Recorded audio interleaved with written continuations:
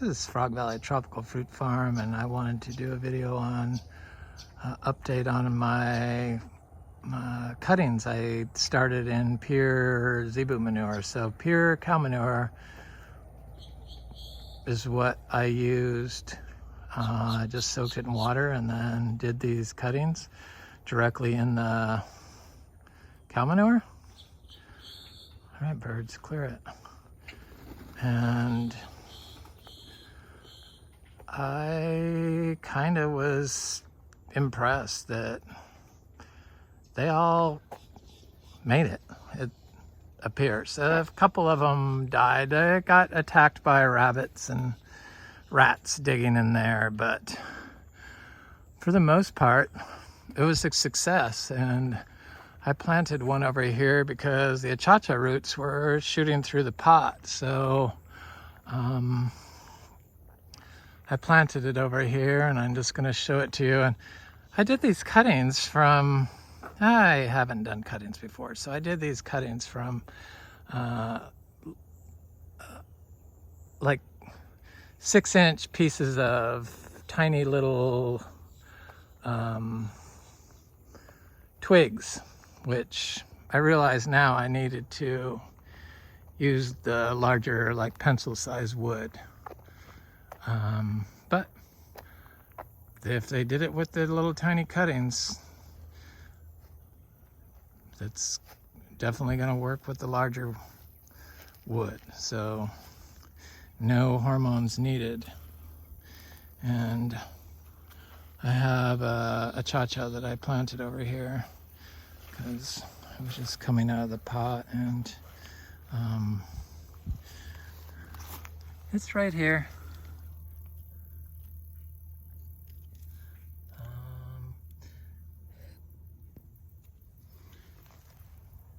It's fine. I mean, this is after 3 months of being in the pot from a cutting. And I planted it in here, and there's some other stuff. I see there's a seedling Achachas coming up right here. So now I'm going to show you the other 3 pots that I have that I started cuttings in. It really amazed me that all this knowledge with cow manure was lost because we poison the cows, we worm our cows, we pollute our cows, and because of that, the manure has become toxic. There's a lot of birds. We have lots of birds here. So somehow they were able to, whoever makes products to sell for growing plants, the chemical companies, I guess is who it is, have also made the cow manure toxic. But our cow manure is biodynamically grown cows, and it is excellent for growing plants in. It's like people have forgotten that that's how we're supposed to grow our food, and the cow could repair our polluted and destroyed agricultural systems if we included it into the system again, rather than keeping it in confined spaces. But I don't see that happening. The people they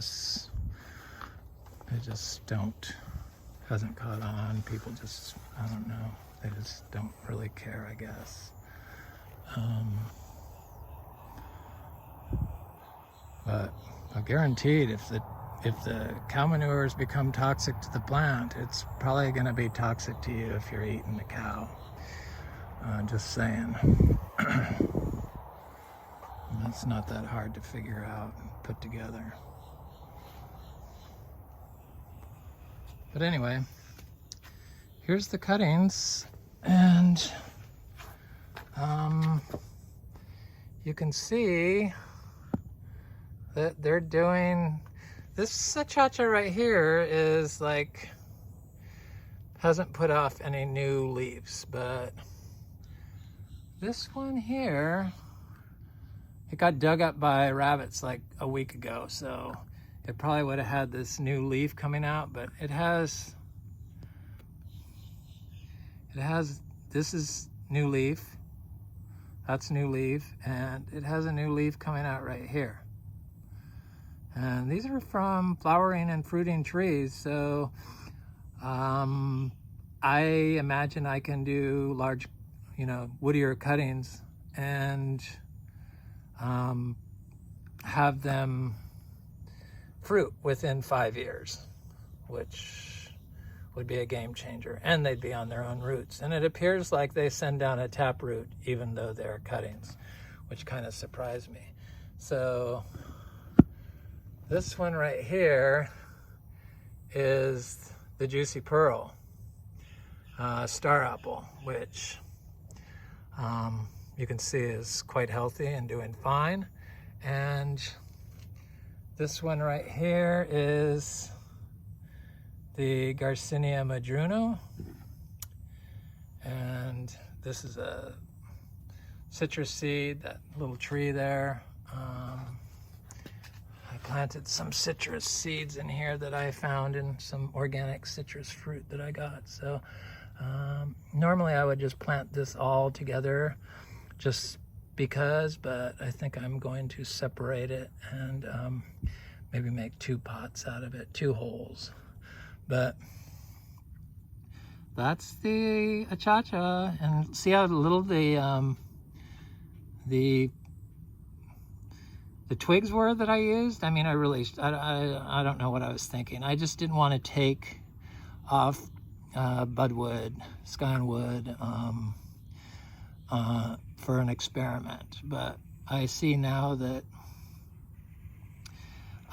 they root and they grow, and I watered these after I did them like consistently for like a month, but I haven't watered them since then. So for 2 months I haven't watered them. I don't really have to water pots in a biological system. As long as you have a hole in the bottom of your pot and there's some moisture in the soil around there, they seem to be able to get the water they need, because they don't seem to be suffering. So in this pot we had some deaths. This I believe was the Achacha, and that I think was the Achacha, and but this is the blood orange citrus, and it appears like there's some leaf coming out on it finally, and it's fine. And this was the Garcinia madruno, which I accidentally knocked the leaves off, or this one was right here. And you can see the white sap coming out where I knocked the leaf off. So it's definitely got some going on. This is the Imbe, and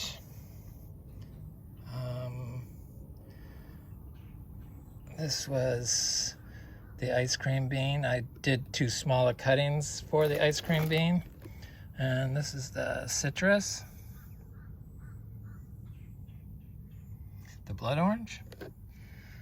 So I mean, these cuttings are like, you can see how tiny they are.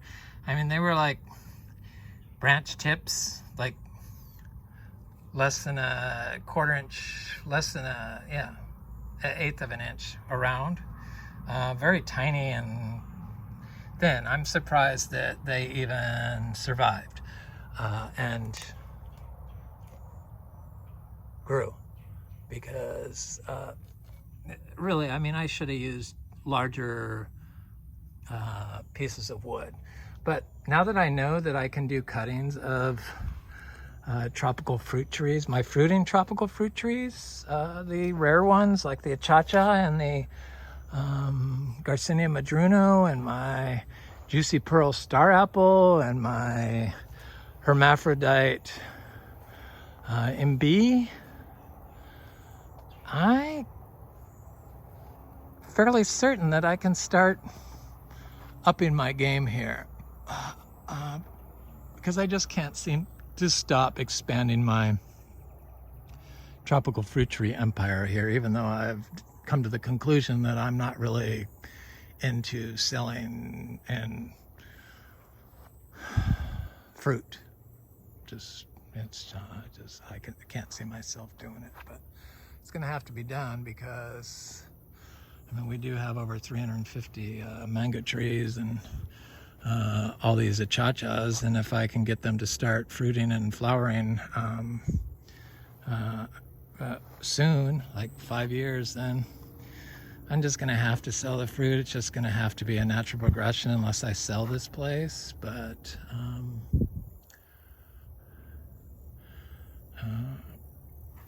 nobody's really come forward with an offer that I couldn't refuse. So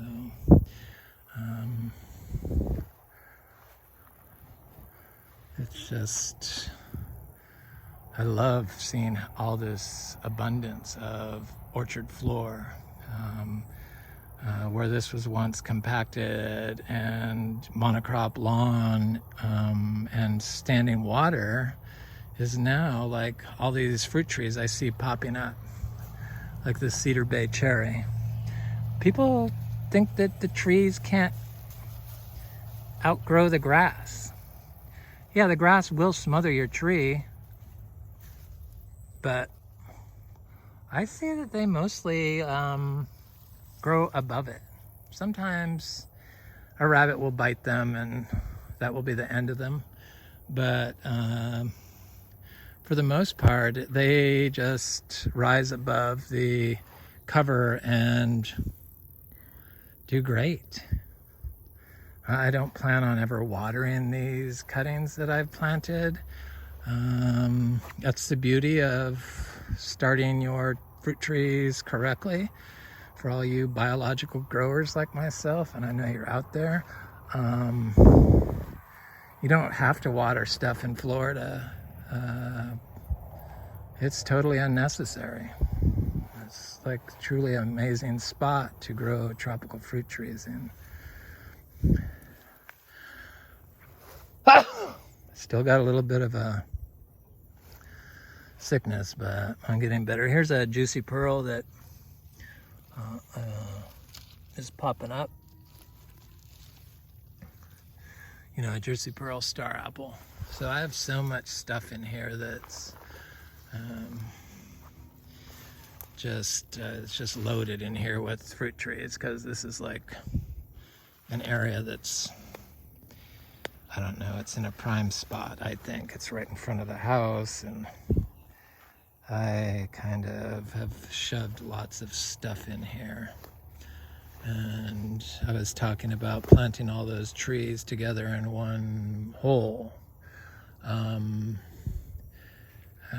because this is a tree that I planted, an Inca tree that I started this year and planted in this hole. And well, I guess it's been in the ground a year now.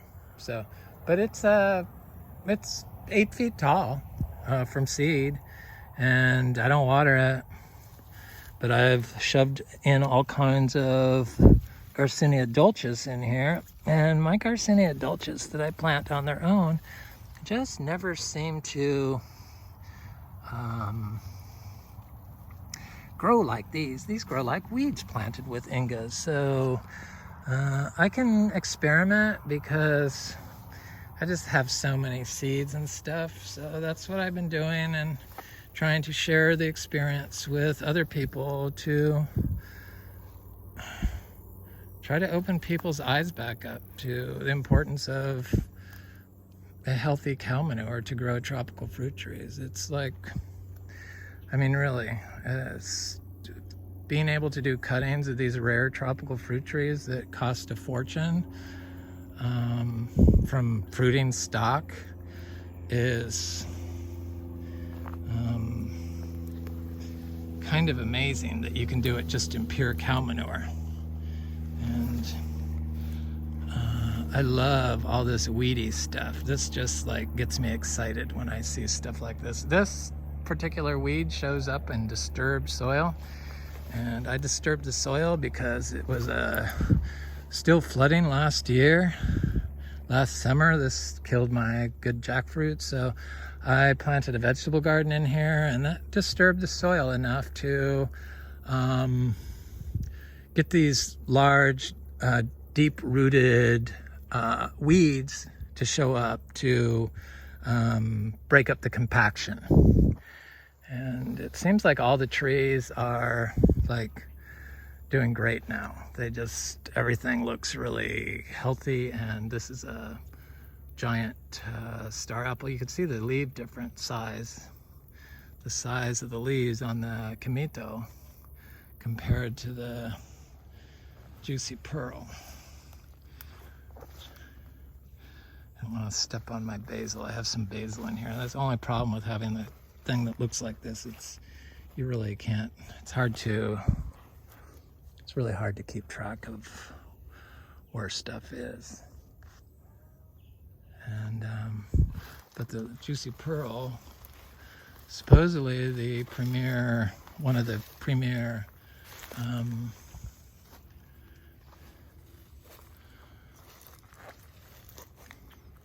fruiting star apples.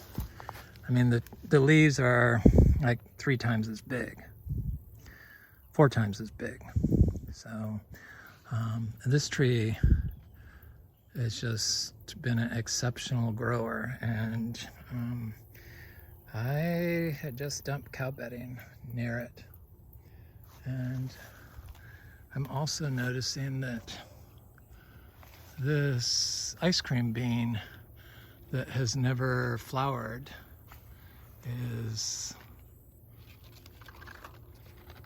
setting flowers. So it started flowering. Thank God. I really want to get some ice cream beans, and it's just a matter of time before we have the fruit, because we've got the trees and they seem very healthy. Anyway, this is Frog Valley Tropical Fruit Farm, and that's our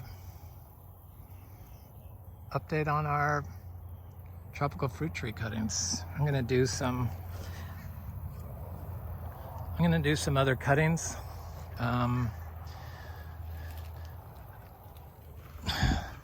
From our large fruiting Achacha tree right there, out of big branches rather than just the tips of these, because this is what I did the cuttings from.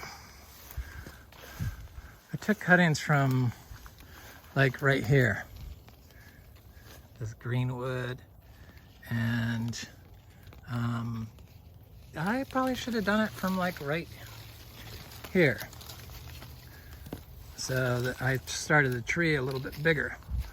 And I imagine I can do the cuttings directly in the ground, and so I don't even have to move them. I could just put some aged cow manure, or probably even fresh cow manure, I would think. Probably aged cow manure. I'll just stick with what has worked. And do the cuttings right where I want them to be. Anyway, this is Frog Valley Tropical Fruit Farm. I hope you have a good day.